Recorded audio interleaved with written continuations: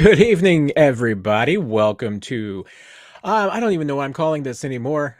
Usually I have the right graphics up, but as you all know, I'm still getting all used to this and everything and kind of feeling and learning my way through here. Let's see if I can call this actually the right thing. There you go. It's the live Chiefs Q&A with Matt Derrick. There you go. Hope everybody's doing okay tonight. And depending on when you're listening to this, hope you're doing okay today. Happy New Year to everybody. I'm sure we'll get a few questions tonight that we might as well just deal with right off the top and everything. That is, will the Chiefs have any interest in Dalvin Cook? And once again, I'll say the exact same thing when almost every one of these veteran players gets made available, and and especially in a situation like this. Sure, Brett Veach, I would absolutely expect will kick the tires, make a call, see what kind of price that Dalvin's looking to, what his expectations are for. Because if he is looking to come in and play immediately, get a lot of playing time, be basically the number one running back on a team, probably not the place for him. If he's looking to play a supporting role and look for a minimal amount of money, be on the practice squad, there's always a possibility. But with Dalvin, I won't lie. I mean, I have strong, and maybe it's just because of the recent past influencing my thought process and take away from it and everything, is just that I get strong Shady McCoy, Le'Veon Bell kind of vibes. A little bit younger than Shady, but the exact same age that Le'Veon Bell was when he was in Kansas City. And there was a reason he didn't play in New York. He's coming off an ACL last year, didn't sign until August. Maybe he's healthy now. Maybe he's better than he was. So maybe he's fully, recovered from the ACL. But um, I just have some serious concerns about why he wasn't productive in New York. I feel like that they certainly would have played him had the old Dalvin Cook been there. When he played this year, he was definitely not the old Dalvin Cook. So I don't know. We'll see.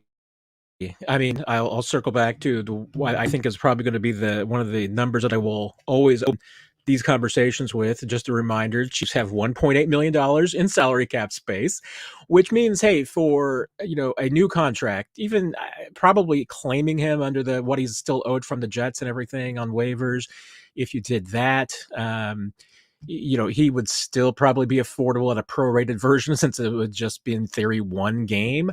But I don't know. I mean, once again, I'm sounding pretty hesitant here, and that's how I kind of feel about the Dalvin Cook situation. Then you have to obviously consider the chemistry situation. Would he upset what you have established? Yeah, I get the idea of having a nice veteran presence behind Isaiah Pacheco. Be great to have, especially since Isaiah's had some injuries. He's been dealing with. But after that game he just had, obviously you don't really need to have anybody coming in to back up Isaiah. He's doing fine on his own, and you've been comfortable with the players behind him. So I don't know. I don't feel the great urgency. I don't think that the Chiefs will feel it either. Once again, they're not in chasing the first one mode, which, at one point they kind of were going out and signing any veteran that became available who wanted to be in Kansas City. They do it. And I think Brett Veach is much more selective now. Cap will obviously make him be a little bit more selective. If they feel it's a good fit, chemistry wise, health wise, roster wise, Chiefs, I would imagine would have to be one of Dalvin's premier, considered destinations. I could see also there being some other places he'd rather be. I mean, if you look at just the records and you look at who are the favorites, I'm sure San Francisco, maybe Baltimore. There are probably some other places that might feel like better fits for him. Maybe the experience that Shady and Le'Veon had in Kansas City might discourage another veteran back from coming here and being in this situation. But, we shall see. So that's all we know so far. Nothing yet. I mean, Dalvin will be on waivers until tomorrow, till at least Wednesday afternoon, excuse me. So if a team wants to put in a claim for him, they can, and they would be able to give them automatically. There's obviously quite a few teams in front of the Chiefs. Imagine a team would not probably want to claim Le'Veon without asking if he would play for them. So there's that. But more than likely he'll clear waivers and then just be able to sign with any team that he wants to. And like I said, I mean, I'm sure the Chiefs would be on a short list for him. I'm sure he's on the list for the Chiefs, but I don't think that it's just something the Chiefs absolutely feel like that they have to go out and do. I think they would give it some very strong consideration and put a lot of thought into it. It just wouldn't be an automatic like, hey, let's do this because Dalvin Cook's available. I think they want to know what kind of shape he's in, look at the medicals, have him come in, talk to him, see what his thoughts are, and go from there. So just putting the bow on the Chiefs win over the Bengals over the weekend, and would be interested in hearing all your thoughts in the discussion about what you thought about the game on Sunday. If you have any questions, I have no real problems with the outcome. I mean, I thought that the Chiefs obviously played very, very well across the board.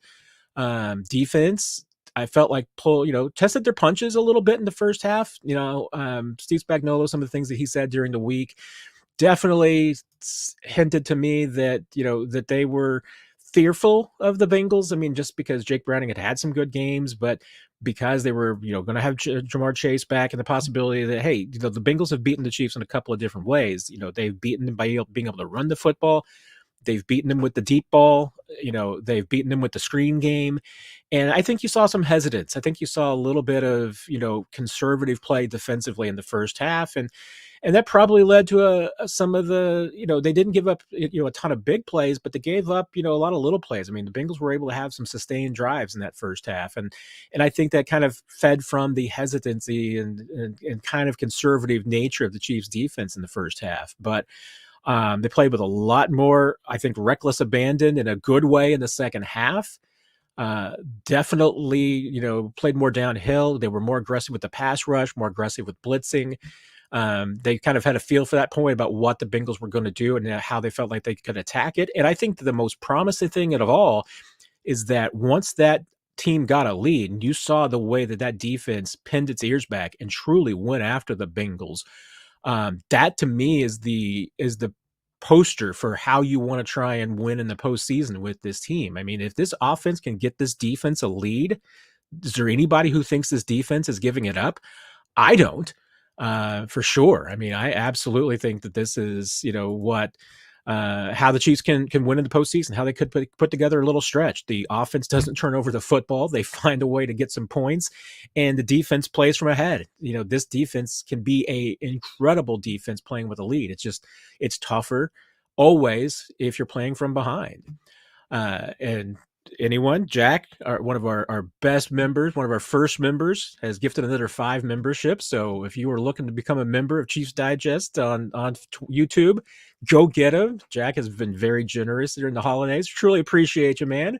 Very kind of you. And I hope that so the great fans out there are able to grab those memberships and enjoy them. Thank you very much again for doing that. Offensively, Chiefs had 7 scoring drives. I'm going to look at that at glass half full. You liked for a few of those field goals to turn into touchdowns, but the Chiefs have had plenty of games recently where they did not have 7 scoring drives. So take it. You need to be more productive in the red zone. This obviously, to me, wasn't the most aggressive of game plans. It was a little bit of the Chiefs' bread and butter stuff, and nothing wrong with that. I mean, it worked. So in the postseason, hey, they're going to have a few more wrinkles. So is there the possibility that you can just see them being more productive in the red zone? That'd be great. I mean, I still say that the one thing that this team has to do during the postseason is just simply not turn over the football. They had one turnover that certainly cost them against the Bengals. They can't do that once you get to January. So let's see. But I thought it was a very strong overall performance from the team. I mean, it's the kind of way that they're going to have to win this year. I don't think that they're going to be able to win just at a shootout. Maybe they can, maybe we'll be surprised. Maybe they'll get a good matchup at some point during the postseason and they can move the football a little bit more effectively. But I think this is how the Chiefs are going to have to win in the postseason. Make the most of their scoring opportunities. Don't make mistakes on offense. Don't turn over the football, and give this defense a lead to play with. If they can do that, they're going to cause some problems. So let's see what happens. This was a good first step, and now we'll see what's going to happen this week. And I'm sure we'll have some questions about the Chargers and what the Chiefs' plan is. As I'm still getting to learn all of this and everything. So if you have any questions in the discussion, feel free to put as many question marks in there as you need. Put a couple up front, couple at the end.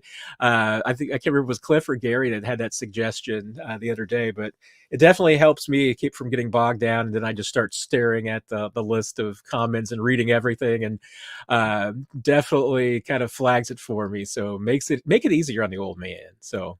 And I see Gary, and so that's what made me think maybe he was the one to suggest it, because he put the question marks right up front. Does anyone remember a year that the officials have decided so many impactful games in one season?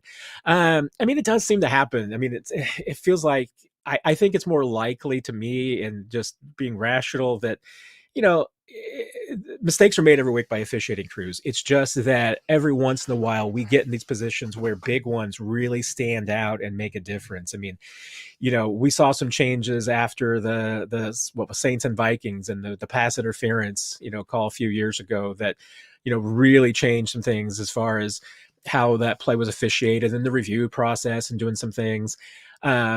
I mean, I think everybody, over the last few weeks and this season, sees the mistakes that have been on display, and there's no doubt. I mean, the way that the games are broadcast, the better cameras, the more cameras that are out there. We've had some things flagged by the pylon cams, along the field, not just the end zone, but the first down cam that wasn't around until recently. That's helping us see a lot of these things, and so that's, to me, I mean, there probably aren't more mistakes. It's just that they're more noticeable because the technology and the broadcast, all these things are better than they used to be. But the fact of the matter is that is the NFL going to do anything about it? Probably not a whole lot. I mean, nothing to me that they can really improve.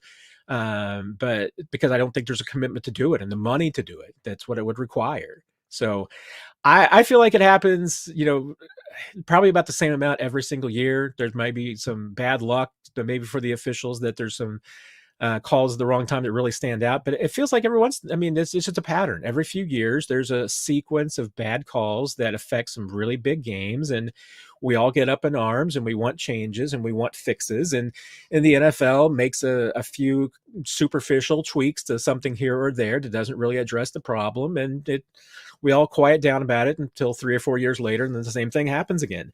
I mean, I don't think that anything dramatically is going to get fixed out of the messes. Like I said, there might be some little things after the coin toss fiasco, on Thanksgiving, several years ago, probably more like 10, but it feels like it was 2 to me. They made it so that teams, were much more clear about what they were calling and what they were asking for.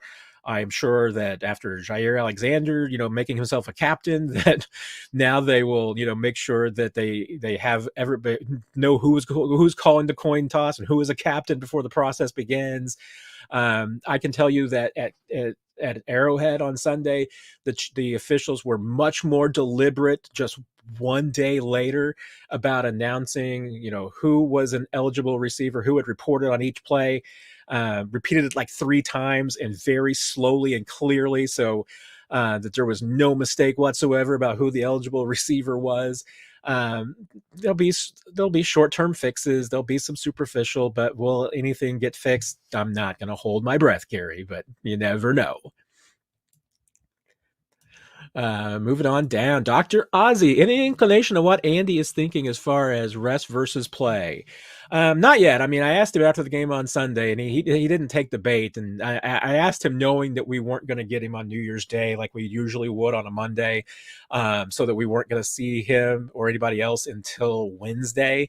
So I was hoping if I asked it in the right way, maybe he'd give us a hint, but he did not take the bait and just said he hadn't gotten there yet. But I can't imagine a scenario where the bulk of the starters don't sit this weekend. I mean, when given the chance to sit starters in a game that has very, very little impact, and in this game has 0 impact. I mean, this game is the very definition of low impact. I don't even believe that the result of Chiefs and Chargers would even factor into like a 7th tiebreaker where one team gets into the playoffs based on strength of schedule or something. This has literally, the Chiefs aren't moving from the 3. Chargers are out of the playoffs. nothing else matters. So the history has been when it's this decisive as far as, a no impact game, and you certainly don't have a bye in the playoffs, starters are going to sit. The question is, Brandon brings up, does Kelsey play to get 1,000 yards? And I'll tell you, I mean, I think that the one person at Arrowhead that is the least interested in getting 1,000 yards for Travis Kelsey is Travis Kelsey. He has never been one much for the numbers and for the streaks and everything like that. I am sure that there will be a lot of people in his ear, reminding him that he's 16 yards away from 1,000 yard season and making it 8 in a row. Everybody in that building is going to remind him. Everybody is going to be asking him if he's going to play this week to get that number. I think everybody in that building wants him to go get that number. So it wouldn't surprise me if they encourage and let him. I think, honestly, I mean, given the season that Travis has had, and just seeing him and talking to him throughout the year, I wouldn't be surprised if he would rather sit than play, just because I think he'd like the week of rest. But if you're the Chiefs and you just needed to run 3 or 4 plays to just do nothing but feed him the football and try and get him those 16 yards and out of there, they've done it before. I mean, remember they let Kareem Hunt play in that season finale in 2017 with Patrick Mahomes, so he could get the AFC rushing title before they got him out of there. And even then, once they got him out of there, they finished the game with injuries because they let Anthony Sherman finish the game at halfback because they didn't want to put Kareem back in. So I wouldn't be surprised. The only tricky thing, and I've been saying this, so you may have already heard me mention this elsewhere, is that if you tell Travis it's okay and you're going to let him play to get those 16 yards, 15 will want to help him and be out there too. And that's the last guy anybody wants playing this weekend. So, I mean, if you can let Travis play while letting Patrick, sit out, that's great. You got some other questions too about some guys chasing numbers.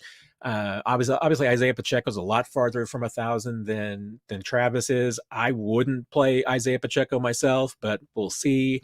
Rashee Rice is, I think, 62 yards away, 68 yards away from 1,000 yards. I'd let him play because I think he needs experience. And I think that, if Blaine Gabbert is your quarterback, he needs some help out there. So I don't think there's any of the receivers that you really have to sit unless you just want to say, hey, go out there, feed Kelsey, then go out there, feed Rashee, get those 2 guys out of there if they get their yards. So I'd be fine with that, but no, I would fully expect that there will be a lot of most of the starters won't play. I've had to guess at like who your inactives might be.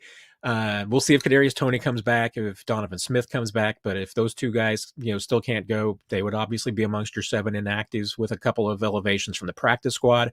I can't imagine L'Jarius Sneed being active. I think you just let his calf, knee get an extra weeks of rest. I'd make Mahomes inactive and elevate Chris Oladokun from the practice squad and let Gabbert and Oladokun be your quarterbacks this week.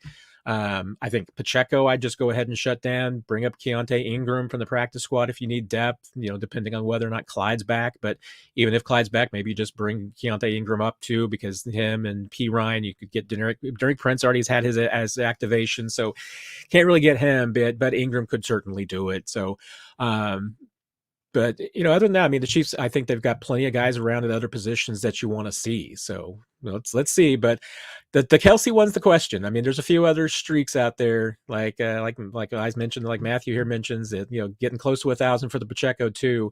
Pacheco's probably the only one that I would say I don't know. I mean, that's the one I would say I think is a little bit too far away for me to risk running him out there. That's a little bit too much work. And I think you're hoping that Pacheco is going to have more than a few more opportunities to get to 1,000. He's still a young guy. So don't push it. Don't push it is what I'm thinking. Let's see. Dr. Ozzy, what 6 seed matchup do you prefer? Miami, Indy, and Houston. Well, now don't forget, there's 2 more the Chiefs could face, and that's Buffalo and Pittsburgh. So there's 5 in total. I think that, I mean, I think that as a Chiefs fan, And Nick Jacobs and I were working through this on 41 as the mic the other day, and I continue to kind of ponder. I think if you're a Chiefs fan, I think you're rooting for Miami Sunday night. I think you want Miami to be that 2 seed, and because my feeling is that, I mean, yes, if Buffalo wins Sunday night, they're the AFC East champion and they're the 2 seed. But the problem is that now your setup is that you may have to go to Buffalo.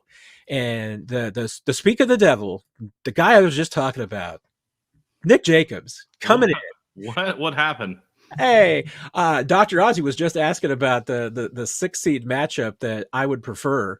And I was just saying that you and I on 41 as the mic were just talking about the fact that who you want to root for Sunday night. And I was saying that, hey, I personally, as a Chiefs fan, would want Miami to win that game, because I think you want Miami as the 2 seed, because even if Buffalo ends up, and basically as far as the outcomes go, it's like a 25% chance across the board as far as whether it be Indy, Houston, Pittsburgh, or Buffalo.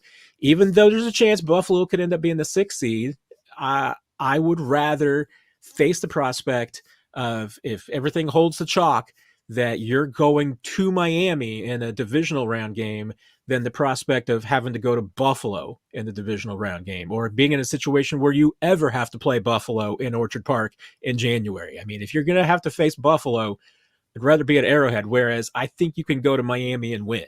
So I'm advocating rooting for the Dolphins, but your mileage may vary. I just want them to all have fun, Matt. Okay. No, I'm kidding. I mean, if you make it to the divisional round, and I'm just saying if, because that's what I do. I think you'd prefer to see Miami down in Miami, get a chance to go on the road. The Chiefs seem to do well on the road, seem to have a little bit more focus and attention to detail.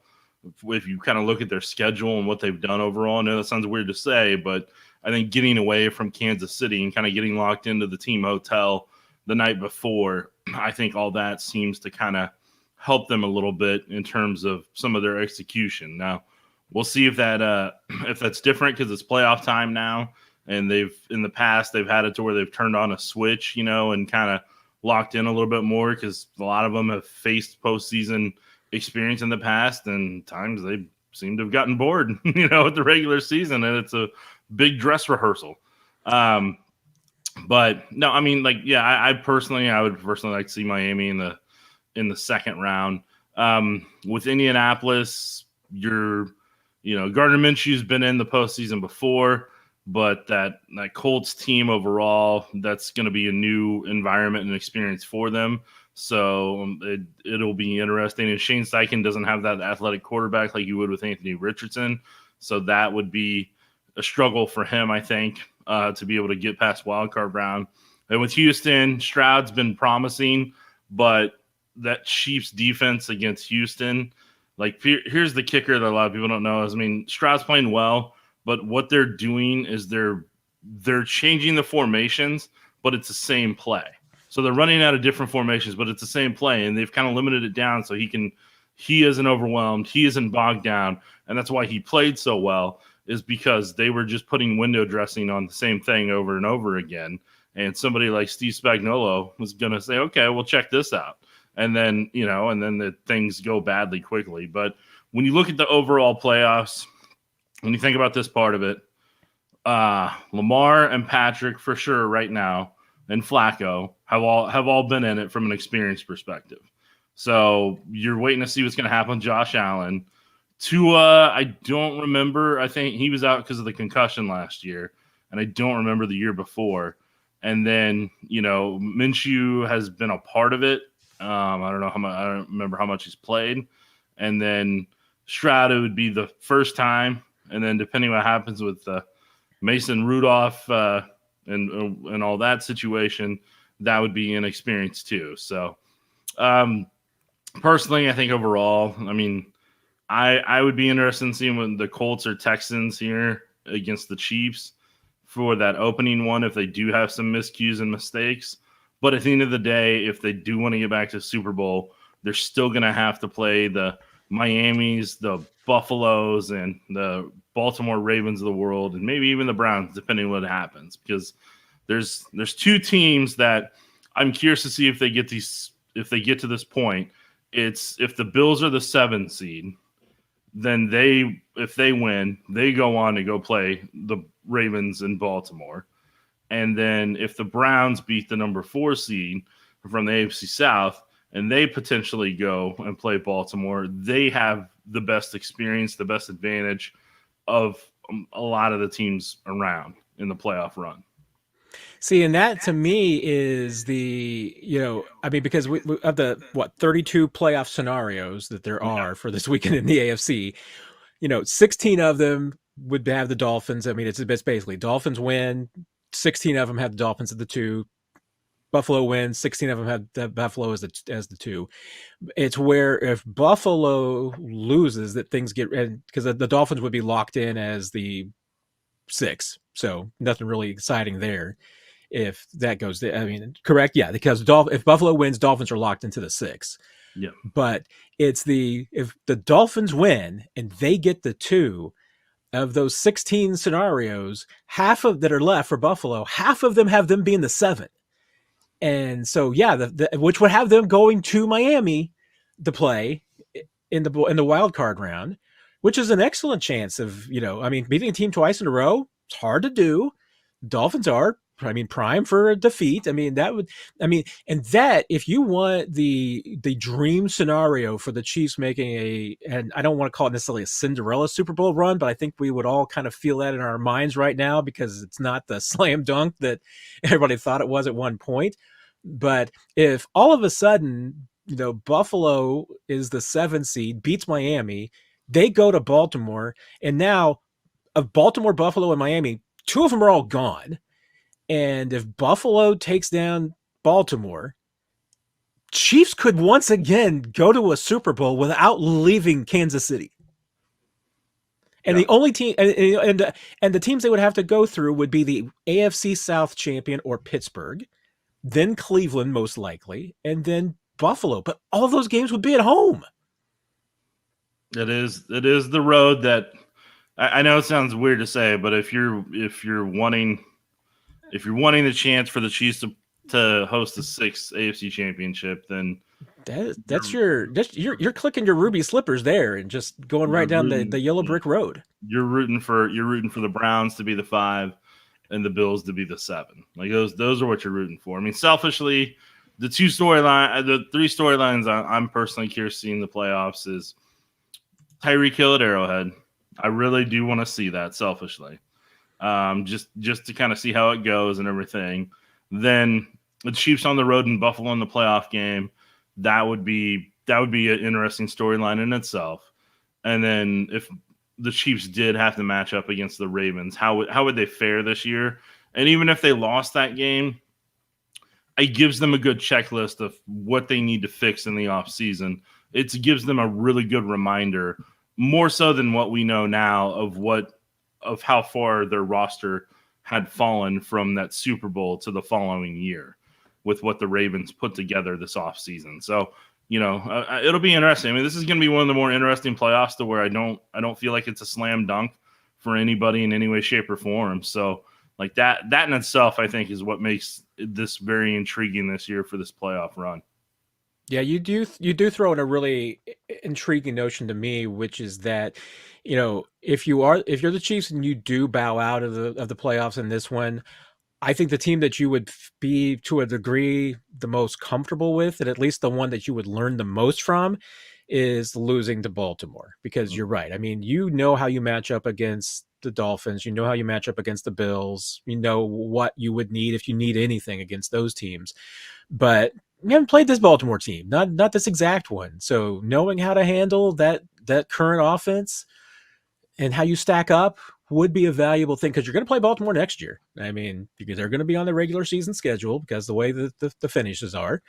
One's going to play the one. So Chiefs and Baltimore playing each other next year. You might have to play them a second time, playoffs next year. So you'd rather know what you're missing now than finding out next October when the Chiefs and the Ravens meet. So there would be at least some upside to that. But And Nick, I'm going to ask you the question that you're just dreading that I would not ask you, because I've already answered my version of it, but Okay. everybody's asking this one, so I'll throw it. And I'm sure you already know Okay. what's coming. Yes, should the Chiefs be interested in Dalvin Cook? Dalvin, whenever it leaks out on Twitter that he's got fresh legs, yeah, no, there's a reason why he has fresh legs.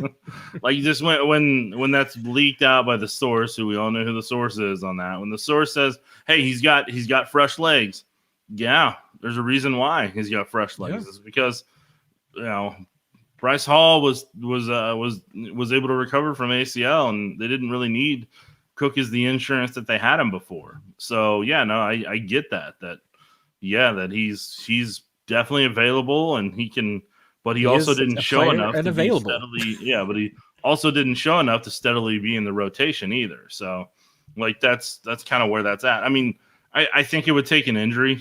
I know that sounds like you would have to have an injury happen um, this week that you feel that you really, really need him for a potential playoff run on the practice squad. But if I mean, the way I'm evaluating it, he wanted to go to Miami in the offseason. Is there a spot for him down there with the Dolphins? Because there was rumors that they were trying to trade for him, and then the Ravens, do they need a player of him, veteran wise, to kind of just be there with what they've lost through injury over the past couple of weeks? Is there a spot or a role for him? So I would think Baltimore and Miami would be the more logical ones, but maybe because the crazy thing is, for the Bills right now, the Bills are in a situation where they could be the 2, the 6, the 7, or not even in the playoffs.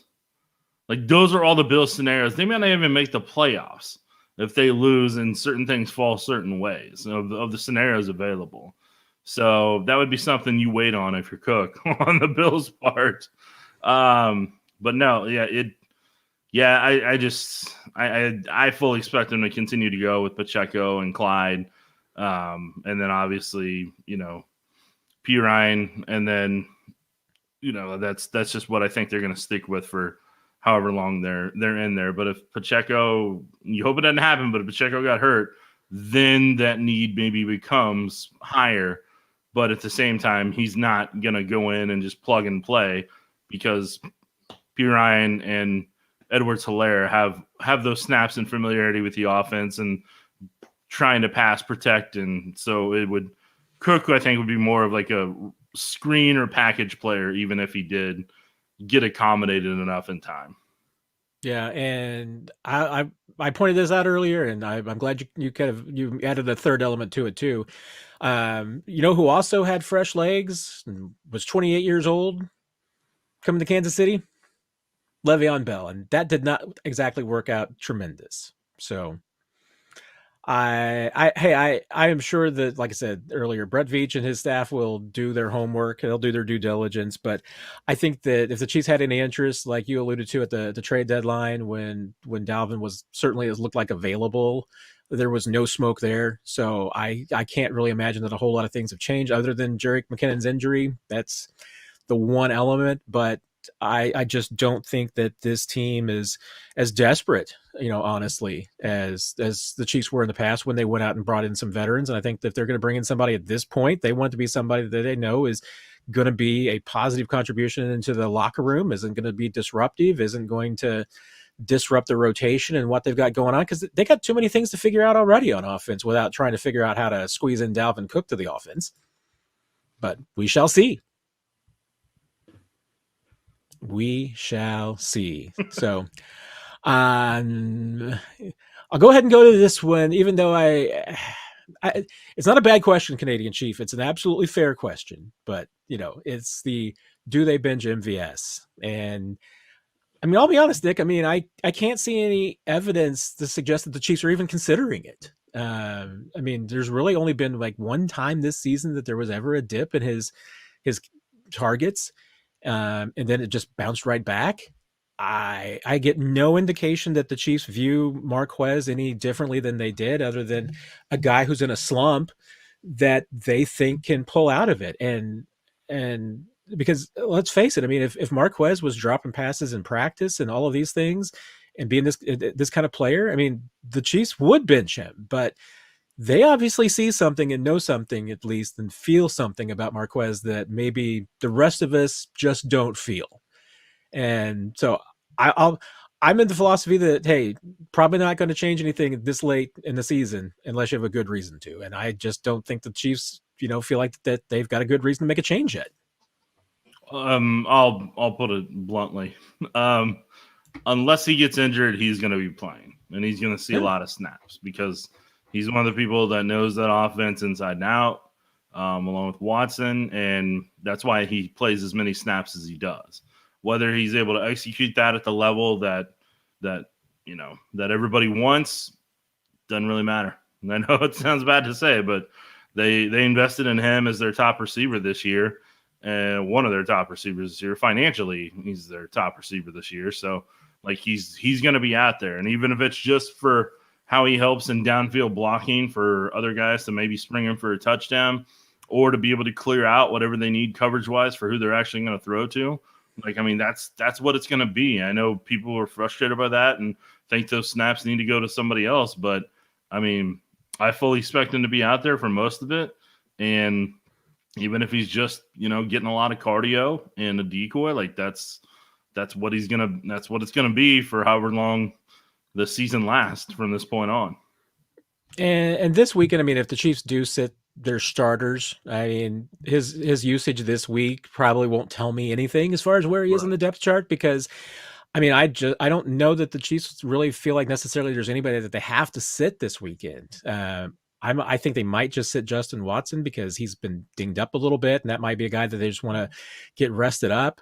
I mentioned, Rashee Rice is close to 1,000 yards. They may just want to make sure that he stays fresh and maybe get him those 1,000 yards. But I don't see any reason why you would necessarily, you've been having 6 or 7 receivers active all season. Why would you all of a sudden change that this week? I mean, because there's nobody that I would really say that is important enough except for Rashee to shut down and say you're not going to play this week. But I could be wrong. Yeah.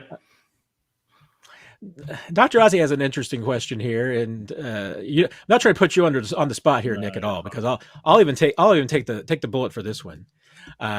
True or false? Chiefs would be undefeated with Washington's receiver room.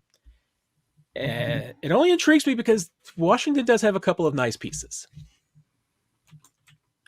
I mean, here's how I'll phrase it. If they're in this hypothetical situation, if they've been able to play multiple NFL seasons and experience multiple, coverages, every single coverage they could throw at, they worked with Mahomes and everything for a couple years, then yes, it would be an upgrade in terms of what they have ball tracking skill wise, speed wise, how late they show their hands to catch the football, all those things. They have a lot of the Washington wide receivers have the fundamentals that you're looking for.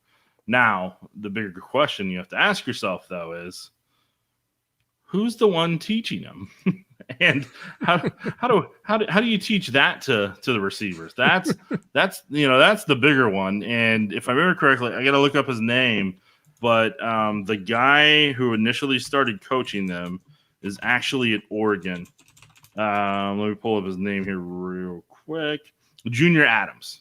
He's the wide receivers coach and co-offensive coordinator at Oregon. He's the initial one that worked with them before Jamarcus Shepard, who's there now, got with them. And I mean, look, we'll see in the like that. I think that's the bigger question to ask yourself: is there down the road, if things were to change, is there somebody who can universally teach that to the wide receiving group, or is there something missing in your offense that you need to keep fresh down the road? And is there somebody who's not currently on staff that can help bring that to it because of your offense, if you feel your offense is getting stale? I think that's the bigger question that you actually get from this versus like, hey, just throw these receivers into the Chiefs mix, how do they do? And, I'm gonna take the I think I'm gonna take the no and false on this one for both short term and long term reasons. I mean, one would certainly be the one season conversation. Hey, if you just switched out the receivers this year, I mean, I think having McLaurin, Samuel, Dotson would be a really good trio for Mahomes. I mean, I think Curtis Samuel was available if I'm not mistaken, and I seem to think I know I was interested in the Chiefs getting him, but I Oh, don't. is he talking about the Commanders or is he talking about Yes. University of Washington? Oh, I thought we were talking about the Well, Washington Commanders. I knew the hot topic on Twitter was the University of Washington from their Ah, playoff success. maybe Dr. Ozzy, maybe you're right. You might have to clarify for us because I was just Wait, even thinking about McLaren. And okay. Yeah. So yeah, no, okay. So I wasn't wrong on what I answered. I was like, oh man, I feel bad if it's the Commanders. well, if we're talking about college, I would just flat out take Missouri's receiver room right now. So Well, and here's what I'll say. The coach for that, as you can tell, I've been looking some stuff up, Matt. The coach at Mizzou, Peeler, I believe it was Jacob Peeler, he was the wide receivers coach for DK Metcalf and some guy named AJ Brown while at Ole Miss. there And you now he's with go. Missouri, turning that around with Burden and all those guys. I mean, I So tell you, I there mean, are some quality wide receiver coaches in college right now that I'm going to be keeping tabs on if they make transitions to the NFL and where are they, because that I think is becoming bigger and bigger for the NFL game. Are there guys that are in college right now who are teaching fundamentals that the writers that are keeping things fresh and that have seen some of the things that are going to be making their way to the NFL here in the years down the road. Just like if there's a really good college O-line coach that could potentially, because routinely Tennessee and Oklahoma have good offensive lines and good prospects that come out. And, we know because Creed Humphrey and Trey Smith, amongst and Wanya Morris, all have been able to join the Chiefs. And from a technique fundamental wise, they all have good to great foundations that they brought here initially. So, it's one of those interesting things. But no, I think the coach is probably more where I would peak my antenna and keep tabs on. But hey, we'll see what happens next week when Washington plays Michigan and if they're able to duplicate what they did against Texas or not, because Michigan's a very quality defense that is going to give a good barometer for those Washington receivers.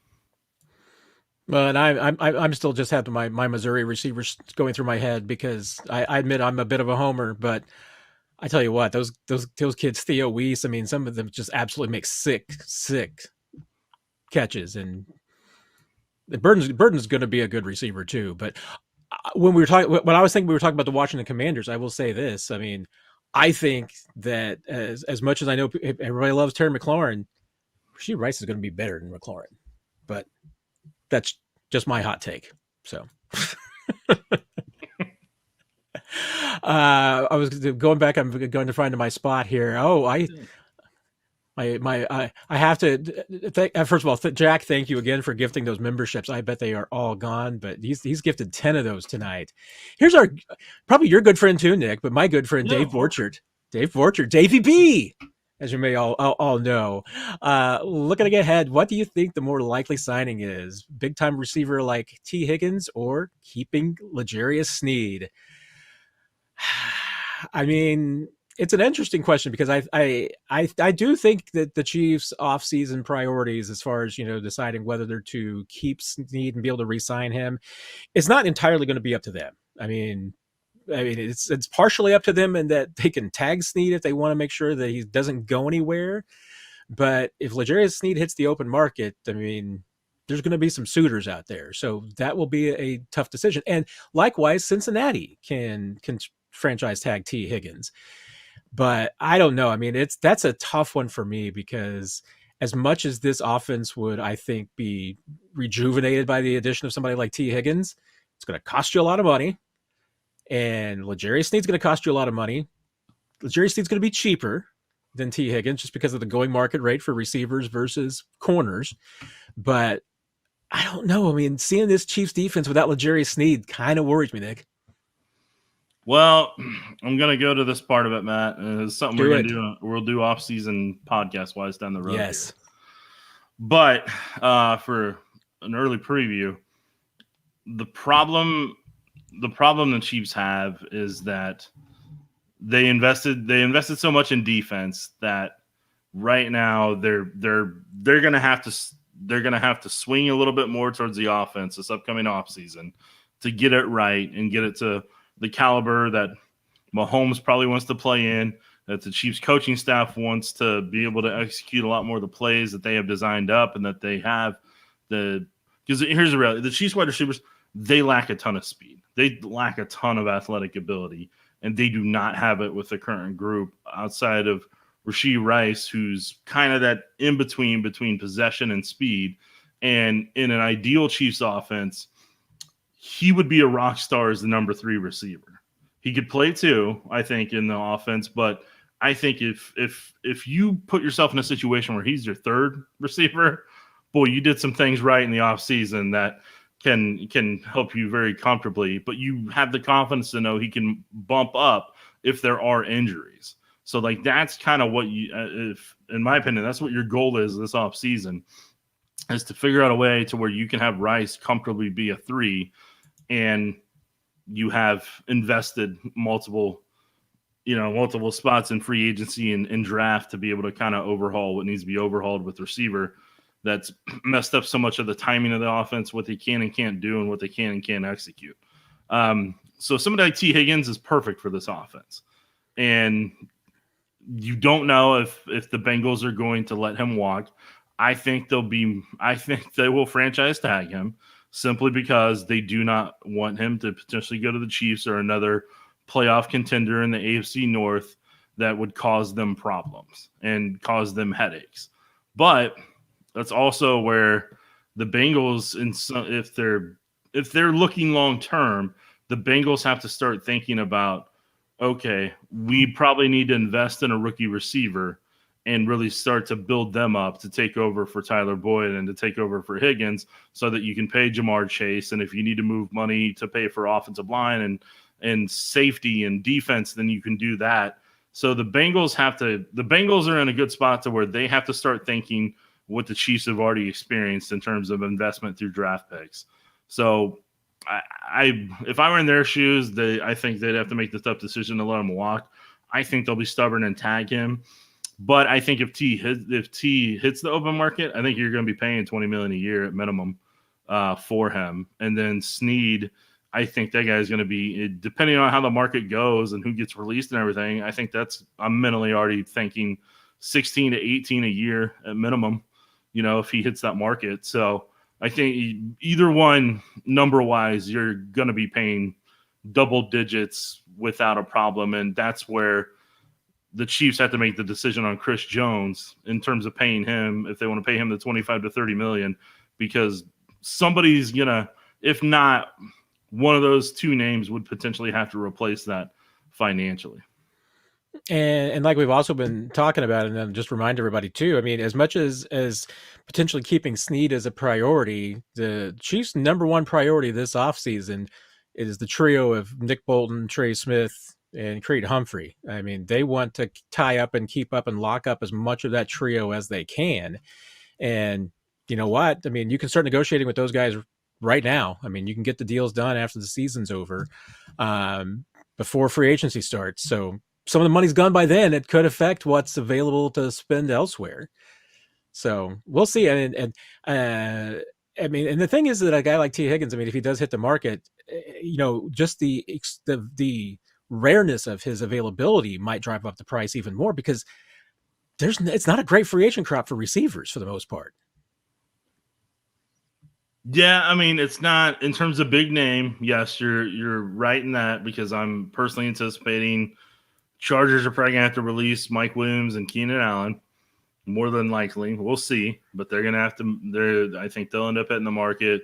We'll see if the Bucs let Mike Evans go into the market, and then obviously we'll see what happens with T. Higgins' situation. I mean, there's some guys that I've already got marked down that I'm waiting to see on if they'll hit the market down the road here, and some articles I'll write in the offseason. But yeah, no, right now, yeah, it's if T. Higgins isn't there and if Michael Pittman isn't there, which I don't expect Pittman to be there, Higgins, I'm still kind of 50-50 on, but I'm just preparing for the worst on that one. Then, we'll see. But yeah, there's not unless some guys get released for cap purposes, then it's not going to be a robust free agent market. Yeah, I mean, especially you're just talking about guys that are, entering their just completed their rookie contracts. I mean, because even with, Williams, Allen, and Evans, I've got age and injury concerns across the board with those three. I mean, Evans would probably be the guy that I would circle the most because he's been the most reliable. But I mean, even Keenan Allen and Michael Williams, as much as I love him, the injury history would scare me to death. But of course, there's always a price, so that I could Yeah. I And, could and go with. and I know people are bringing up in the chat that Higgins is hurt too much and everything. Right, but would you take 10 weeks of T. Higgins and have him kind of be maybe he plays the first 4 weeks and then there's a hamstring issue, but that buys 4 weeks of this offense figuring stuff out.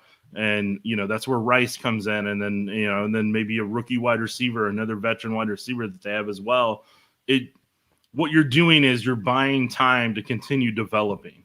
And with Higgins being 25 or 26, you have multiple years to where you can get out what you want from him. And then the other part of it is that you would investigate if you did have him here is what is he doing training wise?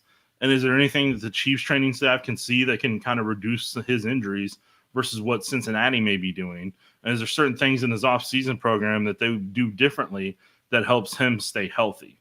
So all that, like I'm saying, all that combined, those are things that you kind of research when you have somebody in and when you do a physical and you evaluate all that. And then they determine, that investment, because the Chiefs knew when they got Sammy Watkins, he had foot problems, he had hamstring problems, but they still invested in him and he helped that offense significantly. And he, in some ways, he was, no matter how many games he played, he was a part of helping Mahomes develop. That was his purpose in Kansas City. That was part of Tyreek's purpose in Kansas City. So when you're roster building, you're not just doing it simply for their production. You're doing it to help other people either develop and not have the pressure, or just kind of help in certain spots when, I don't know, maybe you get to that must-win game on Sunday Night Football and you need that big play, and that guy can give you those 5 snaps for that big play, and then that pays off.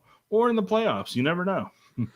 And for that very reason, they should also probably be easier on Allen and Williams, because two guys who availability was a concern, but did what you needed them to do. Sammy Watkins and Juju Smith-Schuster both have Super Bowl rings, so that's all. That's mostly what we're talking about here. Is all about the rings, Nick. Well, you hope so, but money too. Red Roy is mad if you're an old man. What's that make me? That makes you a very distinguished person, Red. That's what that makes you. I know you got a couple of years on me, but I'm not as far behind you as you probably think. I think when you're as tubby as I have been, it makes you look younger. So I still have that baby face, Nick. Matt, you don't look a day over 30. I feel much older than that, and I am much older than that. Jack, I saw this question. I saw a couple of other people chiming in it too. I might have you expand on maybe what you're talking about. I'll look and see if you got anything in the comments.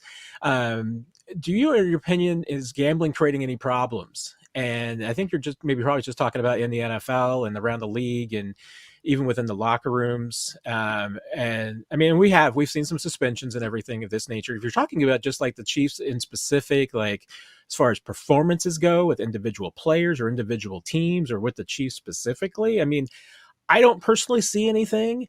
I mean, I may be naive. I mean, and certainly there's gambling that goes on in the NFL.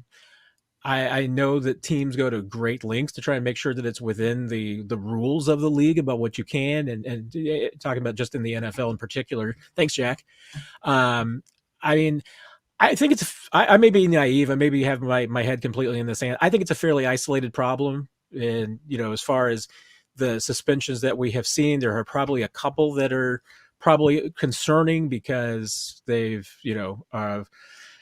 maybe indicate that there's a bigger problem with that individual person, but not necessarily with the league or a group of players or anything.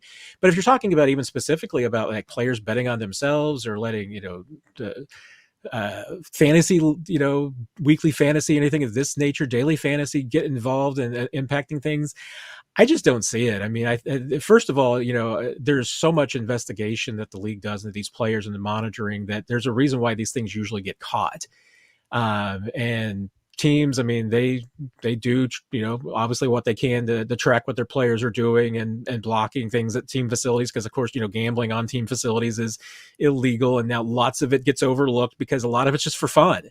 It's just players voting, betting each other on their college teams and that goes on all the time. So I really don't. I mean, especially, tying it in with performances, I don't think it's a problem. Like I said, maybe I'm naive, but I just don't see any evidence of it.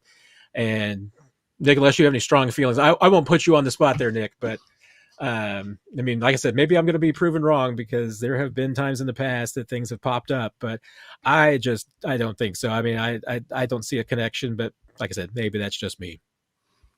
I mean, anytime that you're going to have sports betting in some way connected to your league, like people are always going to assume the worst when an official doesn't have a call correct or officiating has issues and everything. So, I mean, I know I use this phrase a lot. That's part of the cost of doing business. Like, I mean, if you're the NFL and you're looking for as many revenue streams as you can to maximize the profit and continue to raise the revenue profit that every owner gets and that the league gets and can expand and capitalize every single year off the TV contracts, the streaming contracts, tickets, commercials, sponsors, whatever it is. So, I mean, this is going to be the association that's going to happen. And so, the only way that you can fix that is like, what you end up doing from an officiating perspective in terms of fixing some of those issues to where you can't even, link that to any possibility or any suspicion, even though I don't think that's the case. I think it's just like you and I've talked about before, and I know you've said on here tonight, is that we get better technology than some of the officials have on the field. And we get to see stuff in slow-mo. We get to react to it. Our brains get to process it for 30, 40, 50 seconds, and they had to make the split call on that second. And, it's just, that's just part of it. Technology actually works against officiating crews. Yeah, and you know what? I mean, I guess after I saw the whole Donaghy special online, I can't remember if it was Netflix or which of the streaming services, but I guess after I saw that, I'm not going to put anything past, maybe a rogue official getting involved. I shouldn't say that, but I say that mostly facetiously. But I will say this: I mean, it's below the radar and everything, but the NFL does a lot of monitoring of players' activity, and there's definitely some at least hints and suggestions and everything like that the most of the major gambling facilitators, let's call them, probably cooperate with the NFL. So I think if you're a player and you're betting, unless you're doing it at a more traditional, on the street corner, if you're doing it online, you're going to get caught. But that's just me.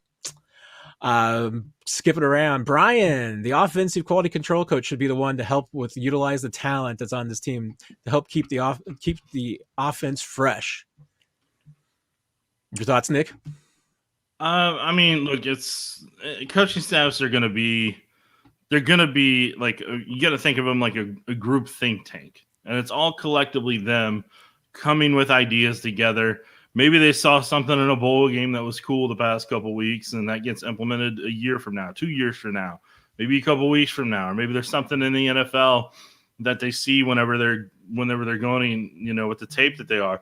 For example, take the Andy Reid play that Andy Reid ran in 2017 with Kareem Hunt, that big wheel route down the sidelines that ended up for a touchdown.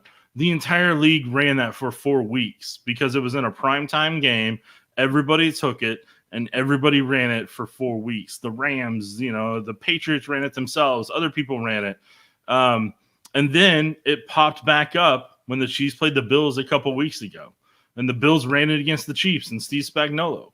So like, like at the end of the day, like there's so much out there from a play perspective that just gets recycled across the board. And part of it is just from doing film study and looking at that team or what worked against those defenses. Like there's play the Chiefs ran, for example, in a couple weeks that the Chiefs played the Dolphins. There's going to be plays that have been run against Vic Fangio 5-10 years ago that the Chiefs may bring into their playbook as one of their plays that they add in for that week. But yeah, from a QC perspective, sure, they're scouting, they're looking, they're combing through tape. Everybody is. Everybody probably has a role of what they're looking for at different levels and what they can attack. So yes, it's just when I'm talking about fresh and everything, there's just certain things that may not make their way to the NFL this year or initially that are going to be here a couple of years down the road. And is there something that can kind of help you maybe from having somebody who's been in college that can kind of help brace you for something that's coming so you're ahead, you can be ahead of the curve while you can. Yeah, and I mean, I feel like that the Chiefs have done a really good job with that, and and I imagine that there will be a little bit of a shakeup on the staff this season. It doesn't necessarily mean that guys will leave. It might just mean that some coaches move to different roles, and that's not necessarily a bad thing. I mean, I think that they probably do need some fresh blood in a couple of places, but they do right now because of just there have been a handful of defections on the offensive staff over the last couple of years. I mean, Greg Lewis leaving, obviously with EB leaving. The running back position coach has changed over a couple of times. I mean, there have been some new faces come into this, and it is overall on the offensive side a very, very young staff, and that's not necessarily a bad thing because I think that the guys that they have are some pretty good guys as far as just their thought process, their what they can do, what they kind of bring to the table. I think they have some Andy Reid's talked a lot about Joe Blameyer and just his approach and the way that he's kind of included as far as bringing some fresh ideas into the offense. I mean, I think they still need more of that, and it's not just from coaches that they've identified and groomed themselves. They probably need a few just new blood, fresh idea of thinking outside because I'll tell you this one, Nick. The touchdown that Pacheco scored against the Bengals the other day, a great play. And I don't know if it's but just because I've seen this team play so much that I was just ready for it. But I knew from the moment that they lined up in the formation, like I knew the route that Pacheco was going to run and that the ball was going to him. I mean, it was just, I saw it coming. And I'm a wordsmith. I mean, I'm a storyteller. That's where my strength is. Nick, you've seen enough film and more film than I have than I will ever. You've forgotten more about watching film than I'll ever know. But so I usually say when I know where the ball is going, you're probably being a little predictable. And I saw that a lot in like 2017 with Alex Smith in the offense. I haven't seen it a lot over the years, but that kind of struck me the other night. I'm like, even though it worked, I was like, okay, I saw that one coming, and I was kind of surprised the Bengals didn't. Well, from watching that specific play, part of it was Logan when they motioned Pacheco out. Logan Wilson went completely wide to take away that front pylon if they ran a flats pass out there to that. So he ran himself out of position, or he moved himself out of position, and then I believe it was Pratt over the middle. He accidentally, instead of staying there in the middle, he helped double team Rice, and then Kelsey got double teamed as well. And then that's why the Pacheco thing was wide open, because it's an angle route. So initially it looks like it's going to be a flats to the front pylon, and then he cut back in on the angle there, and it was wide open. But somebody out leveraged themselves, and that's how that play worked. But I mean, hey, it's one of those rare times where the Chiefs were able to kind of get one over on Lou Anarumo, and you take those wins where you can get them, because there's been a lot of times where Lou's caused the Chiefs a lot of fits over the years. So hey, you take that victory where you can get it. But I mean, and like you and I talked about, man, part of it is, man, speed. When you have speed and you have athletic ability, guys who can get separation quickly, that opens up your offense and helps your timing a lot more than people realize. And just watching the difference in T. Higgins and Jamar Chase and Tyler Boyd and how they're running, how they get out of the break, how they get releases off of it, and then watching the Chiefs receivers who look like they're in quicksand, it just, when you see those wide receiver groups, it's a very drastic difference, and you see just how different the two groups are. That is true, and maybe I just saw Kareem Hunt run that pattern too many times. The formation just looked a little too familiar. I mean, the Chiefs were definitely going with some of their favorite hits on Sunday, and that was one of them. Dr. Ozzy with another question. Any news on Brian Cook's rehab? Nothing that I've heard as an update yet. I mean, he has missed 4 games, so this could be the first week that the Chiefs could open up his practice window if they want to. I was fully expecting from at least when he went on injured reserve. I mean, it was kind of in that 5 to 6 weeks category, and given just the look of that injury and how severe it looked at the time, 5 to 6 seemed to be at least the going rate. So I would be probably a little surprised if he returned to practice this week. It wouldn't be a stunner.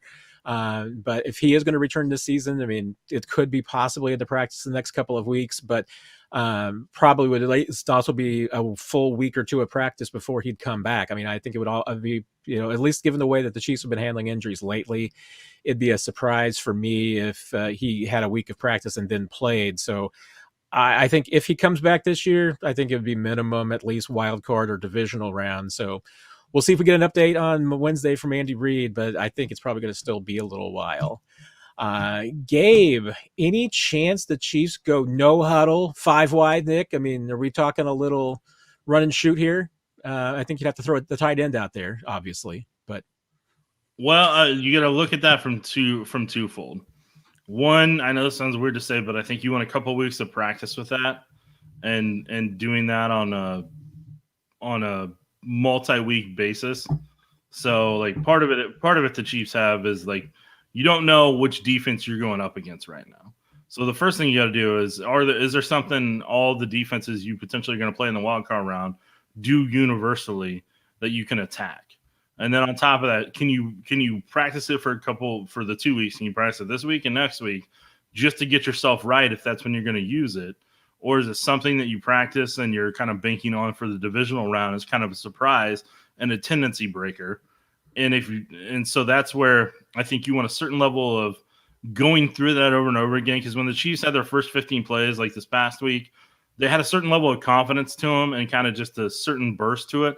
I'm not against them doing that, but at the same time, you also don't want to put it in a situation to where, say the opponent you're going against gets the ball first, they go down and score on a 10 play, 8-yard drive or whatever, and then you go 3 and out through hurry up and your defense is back out on the field. Like that's the one downside. You really don't want to put them in a situation, but going up tempo or something like that just to kind of create the juice, that excitement, that spark, like that's not a bad thing. But also the other part I would be weighing if I'm thinking about it is, okay, if I do that, how many people are too amped up early on in a game? And is that something that you throw in a second quarter? Maybe you don't do the first drive, kind of see how the game's going, how everything is, and then throw it in a surprise spot. So those are all the factors that, you probably have to weigh in something with the decision of that nature.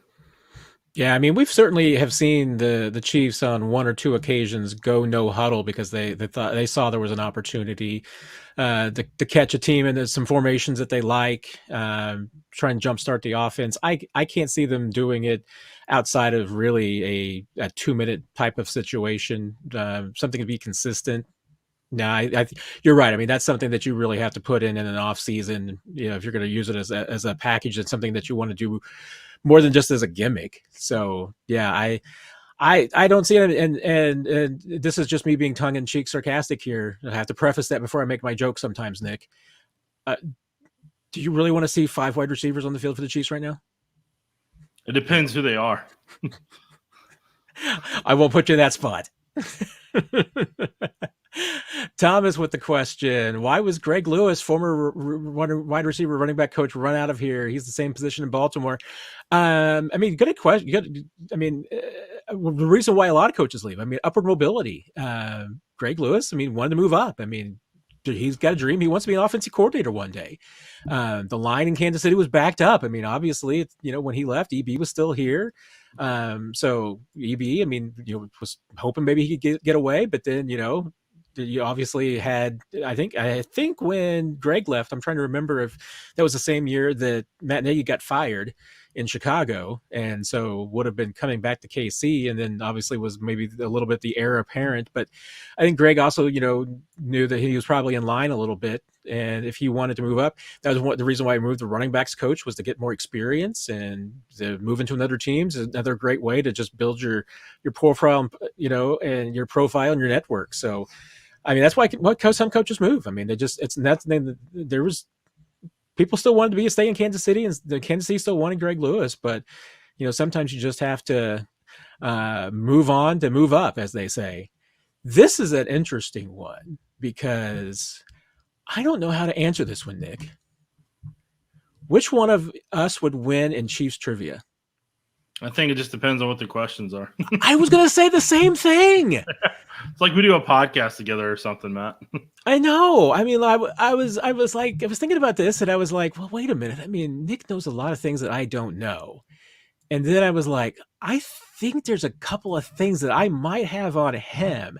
But see, I think there's probably things that I probably only have on you because, I mean, I am, and I hate to say, older.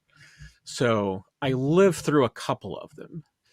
But you I know would be more versed on a few eras of Chiefs football than I would.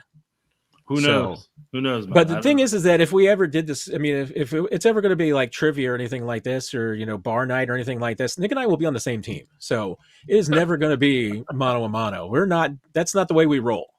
I mean, we will take on all comers, but we're not taking on each other. Yeah, right? But I mean, hey, I don't know where they have Chiefs trivia at, so well, I'll be getting out of the house and not watching coaches film. So it's a whole nother, They should have it. Although I was doing some research because I'm thinking about doing a story on just how probably not during the season, maybe during the off season, about just how the game of kicking has changed. Because Nick Lowry was the second most accurate field goal kicker in NFL history at the end of the 1996 season. And I think now he's like 78th. But there was a great Chiefs trivia question in there, in that at the end of the 1996 season, there were 3 Chiefs kickers who were amongst the top 12 all-time most accurate field goal kickers. I mean, I'm not putting you on the spot. I'm not trying to challenge you to trivia here, Nick. I will tell you the answer. So, because I think I know. I want to say I think Morton Anderson was one of them, although I can't remember for sure. But Pete Stoyanovich was the other, and so that had me thinking about Chiefs trivia, Nick. Don't you worry, I know Pete Stoyanovich. Oh, I know you know Pete Stoyanovich. Yeah, dude. I got 2 autographed helmets when I was a little kid with the Dolphins when he got traded here. I think it was a unique trade. The Dolphins traded him here for one of those mid to late round picks, and then he was here during part of the end of the Marty era after the Lynn Elliott era.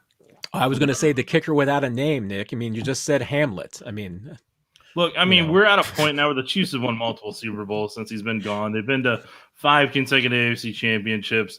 Let the poor guy who sells insurance in Texas, I don't know if he still is, but I know he was. And when somebody talked to him, like, just hearing the interview that he did just cracked me up, because he was so thankful that the Chiefs have had success, and he's rooting for the success, and he was just glad the fan base finally had it, and he still felt so bad about that, and that had been like 20 plus years. And I felt bad, man. He had a bad day at work. A lot of us have bad days at work, but hopefully none of them follow us around for 20 to 25 years. He did have a bad day, but it's because of him that I also remember that Pete Stoyanovich made a game-winning field goal in a playoff game. So outstanding. You got one more? Or is I got to get out of here after that? Absolutely. Let's get you out of here. Going through see what I got, because once again, there's absolutely the great question. I'll tell you what, Nancy's got a question here that does come up from time to time, and I don't know if we've really talked about it on the air, so let's get your take. Do you think 87 retires this year? I don't. I think what he needs to do after the season ends is I think he needs to get away from the game, get away from the field, and just let his body rest. Just let your body rest. And even if that includes OTAs, to where he doesn't really do any physical exertion until training camp, like that's then do that. Because I know I've talked to former players and from eras where they were doing 2-a-days and stuff like that. And I know some of them told me that like they would just take 3 months to lay on a couch to let their body recover because it was like dealing with a car crash every single day because of practices and because of games and just letting their bodies heal up just to get back to what we would consider zero and get back to normal functionally. So like in modern day with guys being bigger, faster, stronger, I know they don't have the same wear and tear contact wise in practice, but I'm sure what happens on that football field is just as intense and just and causes just as much impact on their bodies. So like anything he can do to just kind of I think personally if he can get away from football, reset his mind in the off season, let himself physically rest and heal up as best as he can. I think that for me personally, I think that's what's best for him to make whatever decision he's going to make down the road here. Because I know you and I talked about it when we were up there at camp and everything. Just watching that man walk down the field from the practice facility all the way down the entire way, like you could tell that guy was, he was sore each day at minimum. And like you could see the years of being in the NFL, like you could see what they had done to him at that stage in training camp of his career. Doesn't mean he didn't go out there, and then you'd watch him once he get on the practice field, the approach he would take, how well he would do in practice, just how he could turn it on and everything. But it reminded me so much of Willie Roaf, and I've said the story many times, but when I was an intern back in '04, and I was in the Chiefs locker room when it was still inside Arrowhead Stadium, and watching Willie Roaf walk across that locker room would take him 5 minutes, and you could see the wear and tear of his knees, of being in the NFL, playing at his size, just how long it took him to simply walk across the locker room. And then to watch him every Sunday glide the way that he did and control Dwight Freeney and go up against that level of speed and just go against the pass rushers he did and just so smooth and just glide and just made it look effortless. So just to kind of see that behind the curtain thing like that's always kind of stuck with me. So, like those guys, man, they put their bodies through a lot. And look, I mean, whatever Travis Kelce decides to do, I get it either way. But I mean, it's been fun watching him play this entire time, no matter what. Because I remember when he got here as a rookie. I remember the microfracture he had that kept him out his rookie year. But then after that, just watching him every single year, it's been fun to watch him play the tight end position and become the best Chiefs tight end of all time. And I'm saying that, and I know the other guy that's number 2, and he deserves to be number 2. And in a different organization, he'd be number 1. The Chiefs are absolutely amazing in that they've had arguably the 2 greatest tight ends in NFL history. That is pretty amazing. Chiefs fans have been pretty lucky over the last 25, 30 years to see those 2 guys play. Yeah. Nick, I'm with you. I mean, there's no doubt. I mean, I did not get to follow Willie Roaf, but I certainly remember the stories and watching him just play and watching him get at the end of a play and just struggle to get to the huddle and then just use that kick step and just move like he was grease lightning was amazing. But this is watching Travis this year has been the most Willie Roaf comparison I've ever seen. I mean, you can tell, I mean, at the end of every play, and some of this, like you said, was before the hyperextension. I mean, there was no doubt. I mean, I think that this was already the year that he was dinged up the most. I mean, we remember he was getting feisty in training camp when all the young defenders were trying to knock the ball out of his hands because that was how you mean, that's how you prove yourself in Kansas City. If you can top Travis Kelce, if you can get a turnover, you get the ball away from Travis Kelce. I mean, that is how you earn your stripes with the Chiefs. And he had enough of it this year. He was done with being everybody's guy that they measure up against. And I don't blame him. But and because there's no doubt. I mean, this was also because of, and I've said this about a lot of the players. This year was different because of the COVID in 2020. Their Super Bowl championship celebration was different, and this was different for Travis. I mean, with everything that he had going on from Saturday Night Live and the endorsements, I mean, the podcast taking off, everything. I mean, there's no doubt. I mean, this has been the busiest year of that man's life, and not even close. And on top of that, he's 34. So I don't know. I mean, I really don't know which way his direction is going to go. He's under contract for a few more seasons, so and he doesn't have any place that he has to go. He is going to have, although he has plenty of opportunities, and that's the only thing that I think is different from this year versus past years, is that if he wanted to, I am sure there are people who would pay him to go make movies or make a reality show that's not a dating show, or if he wants to go and be a broadcaster and do any of these things, there would be a place for Travis to go and make some money and make just as much, if not more, that he's making playing football. So he's got more options than he's ever had before. But I would offer him the same advice. It's like, take a few months of just not doing anything that has to deal with football. Do not come to OTAs. You don't need to be in Kansas City March, April, and May. Let the young kids do it. If the Chiefs are going to draft a tight end this year or do anything else, let them handle it. Let Tom Melvin work on them. Hey, if you're there in training camp and you're there to be the mentor, then that's all the Chiefs need from you. You don't need to be the mentor in May and June. So I would take all the time in the world off and see how you feel. That guy is probably the second most competitive guy that I've ever covered behind Patrick. So that's the one thing that I would say will keep him playing. I mean, that runs in that family. Obviously, Jason Kelce's been thinking about retirement for a while. He shot an entire documentary to document his retirement, and then didn't retire for 2 years. So, and I don't know, maybe those two guys want to go out together, because I think a Hall of Fame with the Kelce brothers going in at the same time would absolutely break the Hall of Fame. Yeah, and then for final thing, and I got to get out of here. Go for KC forever. Rolf was 32 to 35 when he played for the Chiefs. He started when he's 32 years old, and his final year is when he's 35. When I witnessed him in the locker room, he was 34 at the time. Yeah. So, but anyways, it's been a pleasure, guys. I got to get going. Nick, thank you so much. We appreciate you coming here on your day off of all things. Right. I'll see you tomorrow, man. Take care. Take care. Appreciate Nick always coming in, answering the questions, because he usually has a different perspective than I do, and we covered the team from different angles and different approaches, and he's covered the team differently than I did. But he's also, obviously, as most of you know, is a lifelong Chiefs fan, and I don't know anybody who loves Chiefs more than Nick. I mean, he is a diehard, and I love him.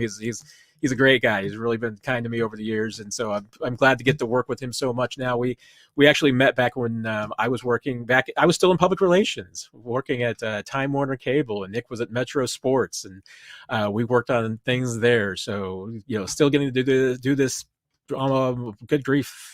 Almost 14 years, well, more than 14 years later, we're just working in different places and different roles, and we get to work together, and you can do things like that with people you like and your friends. That's what this business can really be fun at times. So I really enjoy that. I'll take a few more questions here. Usually we go until about 8:30, and this conversation's been great tonight. I love the comments. Once again, I always tell you, I always go back and read everything, because I usually, as much as I'm trying to go through, and I probably miss a couple of questions, but I always try to go through the comments later, because it's always a great conversation. And here's a comment I'm just going to bring up.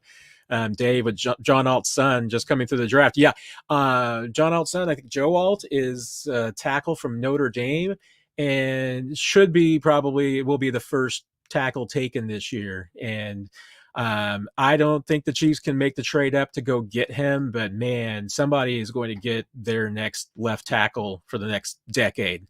I think in that kid, he is something else.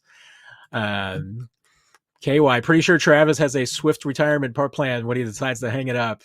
I see what you're doing there. And you know what? Hey, things like that can change your football plans too and everything.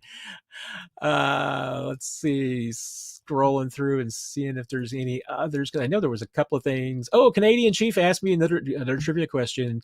Who wore 37? That was, of course, the great Joe Delaney. I will never forget that.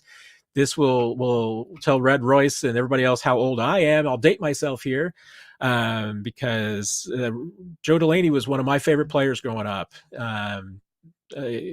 I still remember the day that he died, listening to the radio, and I was out in the backyard with one of those little transistor radios, and they came up and said, the news was coming up at the next hour. We were out playing baseball in the backyard, and heard the report that they said that a member of the Chiefs had died in a swimming accident, and they would have more at the top of the hour. And the first thing, just one of those weird things that happens to you, those weird psychic things. It was just what went through my head. It was like, oh my God, I hope it's not Joe Delaney.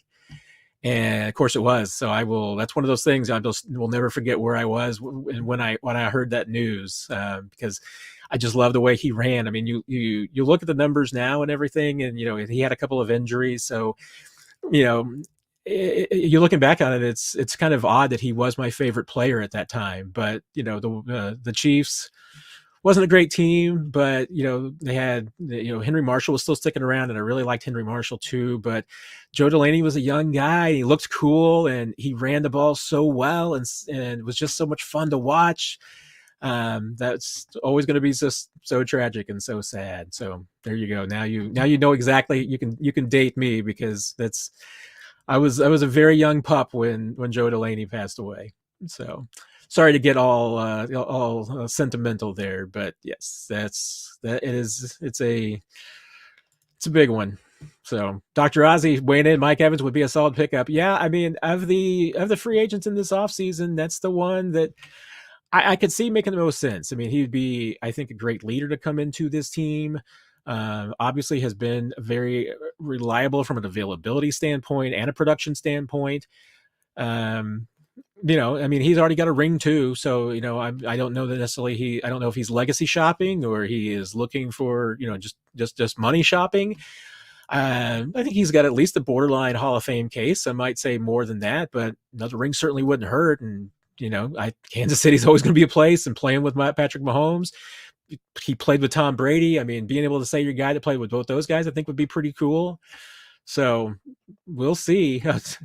Brandon wants to trade up and get Harrison Jr. Yeah, that's probably have a better chance of getting Joe Alt than you getting Harrison. But yeah, that's another one that's going to be a good one. I mean, Chiefs, they'll be in the market for a receiver this year. I actually think that, from the probably preliminary looking at the draft, because I usually don't get into the draft hardcore until after the Chiefs season is over. So anything I know is just kind of casually watching college football. But it definitely feels like this is going to be a really good, receiver class. I think there's going to be some depth in some places, and maybe even some sneaky guys and, day three guys that might even be able to come in and help you in some specific situations. So I truly appreciate everybody popping in tonight. One thing I would love to get into feedbacks and comments is, what was your experience like? For those of you who got any ads or anything popping up,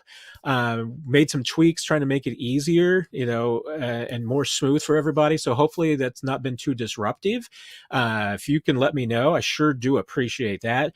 A huge thanks to Jack for those gift memberships. I think I lost track. Was it, I know it was at least 10. Was it 15? That's amazing, Jack. I truly appreciate that. I know the people who get those gift memberships appreciate it too. You are a class act. And I appreciate everybody keeping it civil in the comments. I saw there was a conversation about maybe making Gary a mod. Hey, I might need a mod. So we're getting big enough now. I certainly can't take care of things, but it looks like you guys and gals are all being civil in the comments. So I appreciate that. But if we need a mod, let me know, because it sounds like there's certainly some good candidates amongst our members, and the regular ones who show up every week. Oh, I missed this one earlier from Red. We'll hit this one as the last question on the way out. Anything about Cook and KT? We talked about Brian Cook a little bit earlier. We'll see on both those guys. I mean, KT obviously has been kind of in a day-to-day situation with that hip. We'll see if he's back at practice on Wednesday. I think there's a reasonable chance that he plays this week. If he's not on Wednesday, then I think you're certainly looking at least another week. And you never know. I mean, maybe this hip is something that's going to last a little bit longer. Maybe it's something that the Chiefs just want to shut down for the season. I mean, remember, they do have him under contract for another year under affordable team control. So if this is an injury that they're concerned about and don't want it to be something that affects him next year, hey, there wouldn't necessarily be any downside to shutting down Kadarius Toney and kind of rebooting him in the offseason and giving him a fresh, start at next season fully healthy. So wouldn't be a surprise to me. I think it would be a little bit of a shocker if I saw both those guys this week. KT would be the most likely to come back. But probably at least another week or two on Cook if he does come back this season, which at the time of the injury, the Chiefs were optimistic that it was still possible that he could make it in. So let's see if there's anybody else popping in. Trying to think if there's anything else I was going to mention other than truly, but I didn't at the top of the show, but I wanted to do this before the end. Just thank everybody for helping me get to 2,000 subscribers on YouTube. That was an amazing to get it done so quickly and get it done before the end of the year. I think Cole over at How About Those Chiefs was a big help on that too. So Cole, thank you very much. I always appreciate the support and the kind words. Do a great job over there. Everybody else, thank you for helping spread the word with the likes and the subs and the kind words. You are all too kind. I can't, once again, tell you just how much I appreciate the support. And this time of year, it's important for me to always tell people who have given me something meaningful. And this was something that I avoided for a long time, mostly just because hey, I've in the past been a pretty big guy, so looking at me being on a camera is not always my best look, but I've lost a little weight, so it makes it a little bit easier, but I've always been a little self-conscious. But just the kindness and support and the kind words that all of you have given has really meant a lot to me. Thank you so much. I do this to try and inform people. I mean, that's what I've always wanted to do is tell stories and tell the news to people. And I try to tell you what I know and do it in as fair way and objective way as possible. So hopefully you get that from me. As always, make your comments. I always try to come back and answer questions. With the holidays, I got a little behind, so I need to, in the next couple of days, go through and fire up and answer any questions that you all have outstanding in the comment section and everything. So fire away. Let me know anytime. Go for it. Always appreciate it. Love the conversation. You are all the best. Have a great week. We'll be back. And I thought, Brandon say, I know between all of our different channels, we got over 200 tonight, and that's a new record for me. So thank you very much. I really, truly appreciate it. Planning on being back on Friday with a live conversation to just kind of put a button on the week and bow on the week. Not a button, a bow. I guess a button bow. Is that a thing? I think it is. But we'll wrap it all up and kind of wrap up what the Chiefs practice was like this week. We'll obviously have a pretty good, look at what the playing time will be divided up for this weekend and looking at a little bit of the playoffs looking forward. So thank you all. Have a great rest of the night. And if you're listening to this later, have a great week. And if you have a chance to join us on Friday, do so. Otherwise, come back next Tuesday. And for those of you who are members, you are going to be getting some fun stuff posted this week, I promise. So be on the lookout for that. I appreciate it. Thank you very much. And we'll see y'all later. Take care.